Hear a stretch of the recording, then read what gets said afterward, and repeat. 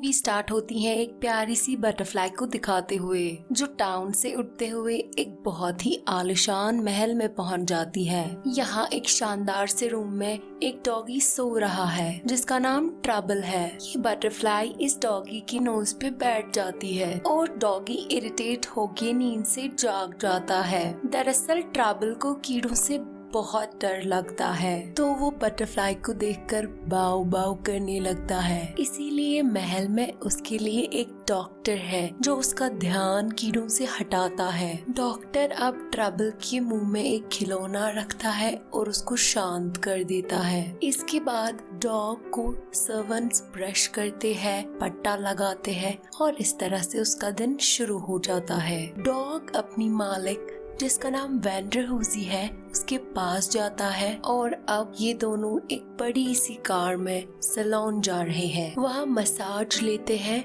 और इसके बाद शॉपिंग पे भी जाते हैं। अब ये दोनों घर आकर ब्रेकफास्ट करते हैं। महल में ट्रबल का खूब ख्याल रखा जाता है। इसकी जिंदगी बहुत कमाल की होती है। मगर एक दिन मिस वैंडरहूजी इस दुनिया से चली जाती हैं, ट्रबल को अकेला छोड़कर। बेचारा ट्रबल अब कहाँ जाएगा? और मिस वैंडरहूजी का भी इस दुनिया में अपना कोई नहीं होता है। तो प्रॉपर्टी की लालच में कुछ दूर के रिश्तेदार महल में आते हैं। महल में अंदर जाकर ये कीमती चीजों को ताड़ रहे होते हैं, उनकी कीमत लगा रहे होते हैं और मन ही मन खुश हो रहे होते हैं कि इन सारी चीजों को बेचकर हम कितने अमीर बन जाएंगे। ये लोग सिर्फ इतना ही नहीं सोचते हैं बल्कि मिस वैंडरहूजी की सारी पिक्चर्स और ट्रबल को बाहर फेंक देते हैं। इनको इस बात का अंदाजा ही नहीं है कि ट्रबल मिस वैंडरहूजी के लिए कितना इम्पोर्टेंट था। इन लालची लोगों को तो बस सिर्फ प्रॉपर्टी से गर्ज था। तो अब ये लोग मिस वैंडरहूजी के लॉयर को घर बुलाते हैं। ये उससे कहते हैं कि हमें ही प्रॉपर्टी मिलनी चाहिए, लेकिन लॉयर इनको एक वीडियो दिखाता है। वीडियो में मिस वैंडरहूजी कहती है कि प्रॉपर्टी इन्हें ही मिले, लेकिन एक शर्त पर। और शर्त ये होती है कि ये लोग ट्रबल को प्यार से पाले और अगर ये लोग उसको पालने में नाकाम रहे तो प्रॉपर्टी उसे मिलनी चाहिए जो ट्रबल को पालेगा। ये बात सुनकर ये लोग बहुत मायूस हो जाते हैं क्योंकि इन्होंने तो ट्रबल को घर से बाहर निकाल दिया होता है। अब ये डिसाइड करते हैं कि हम ट्रबल को ढूंढेंगे और प्रॉपर्टी को अपने नाम करेंगे। जब प्रॉपर्टी हमारे नाम हो जाएगी तब हम ट्रबल को घर से बाहर फेंक दें। इसलिए ट्रबल को ढूंढने के लिए ये लोग एक एनिमल कैचर से मिलते हैं। ये उससे कहते हैं कि हम तुम्हें मुंह मांगी रकम देंगे, तुम बस मंडे तक ट्रबल को किसी भी हाल में ढूंढ के लाओ। और अब ये एनिमल कैचर ट्रबल को ढूंढने निकल जाता है अपने मिशन पर। जब ट्रबल को घर से निकाला होता है तब वो एक ट्रक में चढ़ता है जहाँ मिस वैंडरहूजी की तस्वीरें थीं। वैंडरहूजी की तस्वीरों को देखकर ये बहुत मायूस होता है और सोचता है कि वैंडरहूजी आखिर किधर है। इस बेचारे को क्या पता कि वैंडरहूजी मर गई है। और अब ट्रक चल ही रही होती है कि इसके आगे एक गिलहरी आ जाती और ट्रक का बैलेंस बिगड़ गया तो ट्रबल बस से गिर जाता है और पहुंच जाता है एक जंगल में। इसके बाद वो एक ट्री पे सो जाता है। कुछ ही टाइम के बाद उस ट्री के पास गिलहरियां आ जाती है। ये होल दरअसल इन्हीं गिलहरियों का था। वो ट्रबल को वहाँ से खींचकर निकालती है, लेकिन डॉग के निकलने के साथ साथ गिलहरियों की सुपारियां भी गिर जाती है। इन गिलहरियों को ये देखकर बहुत गुस्सा आता है कि इसने हमारी सारी सुपारियों को गिरा दिया और ये गिलहरियां ट्रबल से उसका पट्टा छीन लेती है। ये ट्रबल की जिंदगी का सबसे ट्रबल वाला दिन बन जाता है। उस बेचारे को तो यकीन ही नहीं आ रहा होता है कि वो महल से निकलकर इन जंगलों में भटक रहा है। उसे लगता है कि वो शायद सपना देख रहा है। खैर वहाँ से निकलकर वो अब टाउन की गलियों में भटकता है और तभी उसकी नजर पड़ती है एक फूड वैन पे। ये वैन के अंदर जाता है, इसमें कुछ खाना होता है और ट्रबल इसको मुंह में भर लेता है, लेकिन ये खाना एक दूसरे डॉग ने उस वैन से चुराया होता है तो ये उसी का है। तो वो उसके मुंह से ये सारा खाना निकालता है और खुद खाता है। उसका नाम रोजी होता है। इतने में ही वैन का मालिक वहाँ आ जाता है और ये दोनों इस वैन से निकल जाते हैं। ट्रबल रोजी के पीछे पड़ जाता है और ये दोनों एक रेस्टोरेंट में घुस जाते हैं। वहाँ ये बहुत तोड़ फोड़ करते हैं और फाइनली इन्हें रेस्टोरेंट के बाहर फेंका जाता है और ये दोनों एक लड़की की स्कूटी से टकरा जाते हैं। ये लड़की एक पिज्जा गर्ल होती है और उसका नाम जोई होता है। जो पिज्जा उसको डिलीवर करने जाना होता है वो सारा गिर जाता है और ये दो डॉग्स पिज्जा को लेकर वहाँ से भाग जाते हैं और दूर कहीं पहुँच जाते हैं। रोजी पिज्जा को खाने लगती है और ट्रबल को कुछ भी नहीं देती है और इसी दौरान वहाँ ट्रबल की वो दुश्मन गिलहरियाँ पहुँच जाती है। रोजी का पेट भर जाता है और वो वहाँ से चली जाती है और ये गिलहरियाँ बाकी बचा हुआ पिज्जा ले जाती है। बेचारे ट्रबल को कुछ भी नहीं मिलता है और वो फिर से रोजी के पीछे जाता है। ये उससे कहता है कि मैं बहुत ही बड़े घर का हूँ, लेकिन मुझे अपने घर का रास्ता नहीं पता। तुम मुझे आज अपने घर ले जाओ। रोजी उससे कहती है कि ये जंगल ही मेरा घर है और बेचारा ट्रबल इसी रोजी के पास अब सो जाता है। सुबह उठकर रोजी ट्रबल से पीछा छुड़ाती है। ये ट्रबल को एक पार्क में छोड़ती है जहाँ बहुत से डॉग्स खेल रहे होते हैं। ट्रबल जब उस पार्क में जाता है और उन डॉग्स से मिलता है तो उन डॉग्स को लगता है कि ट्रबल एक आवारा डॉग है। उन्हें लगता है कि उनका मालिक ट्रबल को गोद लेगा क्योंकि ट्रबल आवारा भी है और वो बहुत खूबसूरत भी है। इसलिए ये डॉग एक तरकीब सोचते हैं। ये इससे कहते हैं कि हम तुम्हें डॉग पाउंड भेज देंगे क्योंकि तुम एक आवारा डॉग हो।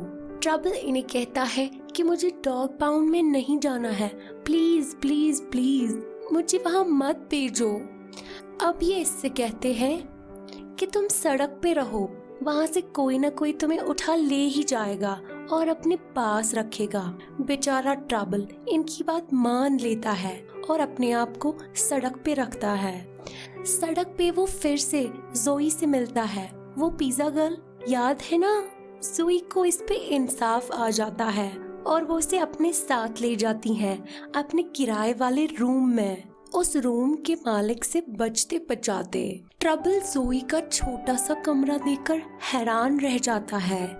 वो अपने साथ ही सोचता है कि क्या मुझे बचाने वाली इतनी गरीब है कि इसके पास सिर्फ एक ही कमरा है, वही डाइनिंग रूम भी है, वही किचन भी है, वही हॉल भी है। जोई अब ट्रबल को खाने के लिए कुछ नूडल्स देती है।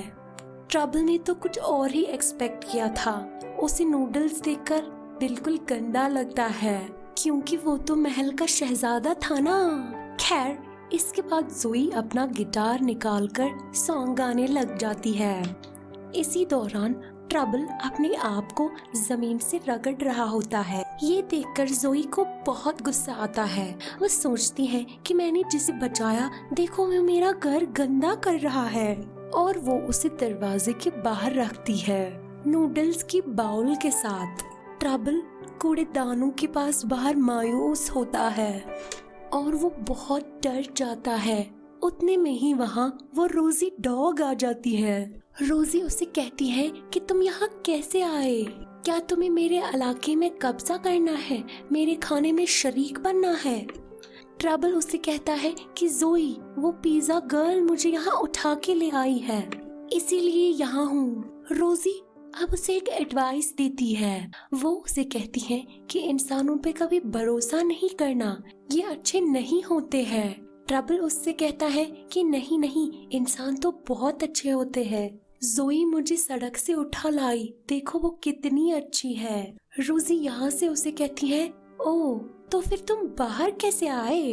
तो अब मेरी बात सुनो, मैं तुम्हें आवारा बना दूंगी वरना तुम्हें और कोई गुजारा नहीं है। कब तक इन गलियों में भटकते रहोगे?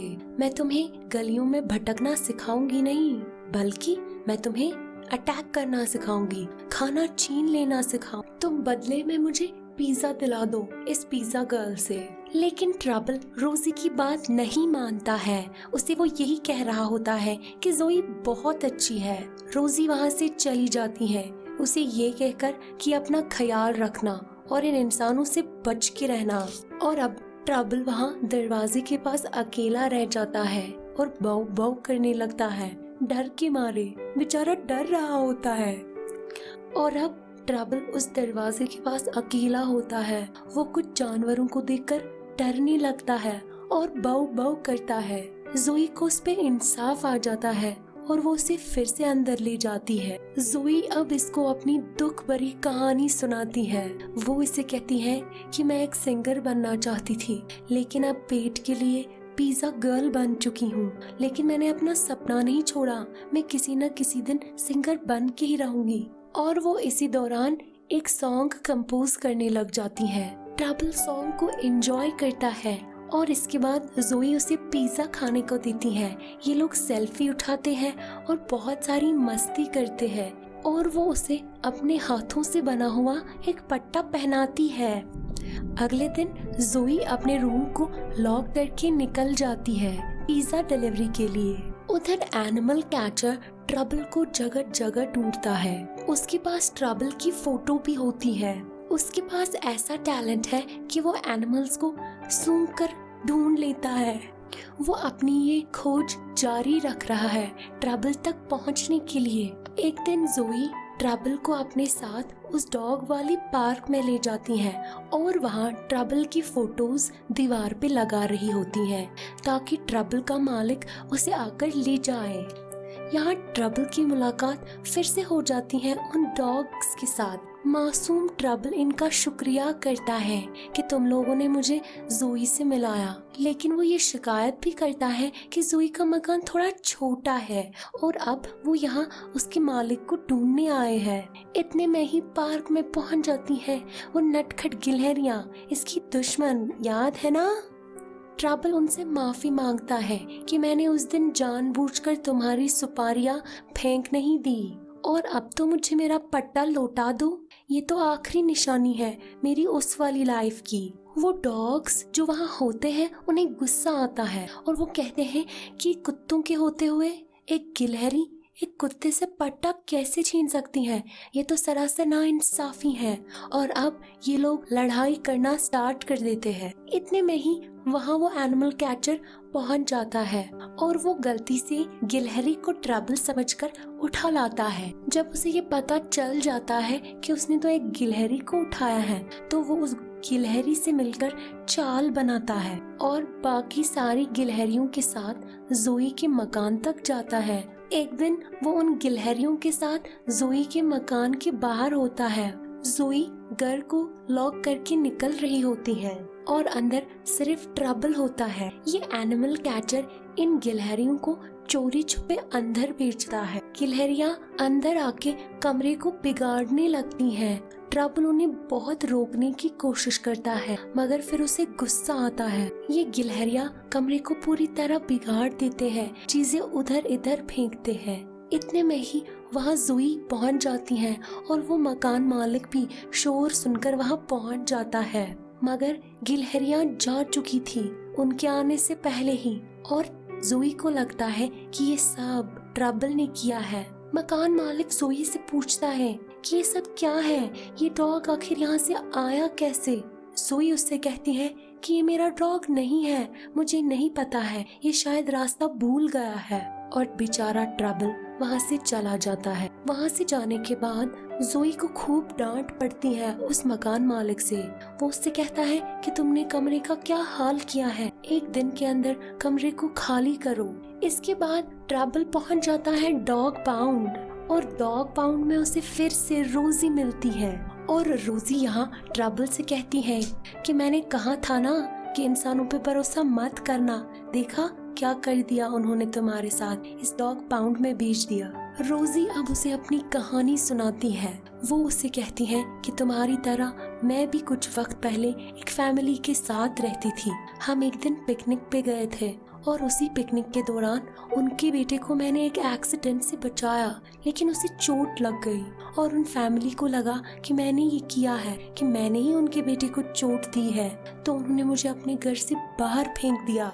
तब से इंसानों पर मेरा भरोसा उठ गया। खैर कुछ देर बाद वहाँ वो जालिम एनिमल कैचर पहुँच जाता है और ट्रबल को अपने साथ ले जाता है और वो उसे महल ले जाता है और उन लालची रिश्तेदारों के हवाले कर देता है। मगर वो तो लालची होते हैं तो वो इस एनिमल कैचर को भी वो रकम नहीं दे देते हैं। खैर इन दिनों अब ट्रबल की खूब साफ सफाई होती है ताकि लॉयर को दिखाया जाए। एक दिन जब इनके घर लॉयर आता है प्रॉपर्टी को ट्रांसफर करने के लिए, तो ये लालची रिश्तेदार इस लॉयर से कहते हैं कि देखिए ट्रबल हमारे साथ कितना खुश है, अब तो ये प्रॉपर्टी हमारे नाम ट्रांसफर कीजिए। जो ही अब उस लालची औरत को प्रॉपर्टी पे साइन करना होता है, डोर बेल बज जाती है और डोर पे कौन होता है? वो ज़ोई होती है जो ट्रबल को ढूंढते ढूंढते वहाँ आ जाती है रोजी की मदद से और वो बाकी डॉग्स की मदद से भी। इसके बाद वहाँ वो एनिमल कैचर भी पहुँच जाता है क्योंकि उसे तो अपने पैसे नहीं मिले ना। अब वहाँ पे लड़ाई होती है कि प्रॉपर्टी किसे मिलेगी और लड़ते लड़ते ही लॉयर इनसे कहता है कि हम एक तरकीब करते हैं, जिसके पास ट्रबल जाएगा प्रॉपर्टी उसी के नाम हो जाएगी। और ट्रबल जाता है अपनी चहेती ज़ोई के पास और सारी प्रॉपर्टी ज़ोई के नाम हो जाती है। हालांकि उसे प्रॉपर्टी का कोई लालच नहीं होता है, वो कहती है कि मुझे ये प्रॉपर्टी नहीं चाहिए, मगर प्रॉपर्टी की हकदार तो वही है तो प्रॉपर्टी तो उसे ही मिलनी थी। और अब ये लोग इस महल में खुशी खुशी रहते हैं और एक दिन पार्टी रखते हैं। इस पार्टी में ट्रबल के वो सारे डॉग इनवाइट होते हैं और ज़ोई के भी बहुत सारे लोग होते हैं और ज़ोई स्टेज पे अपना सॉन्ग गाती है और सिंगर बन जाती है। Thank you so much.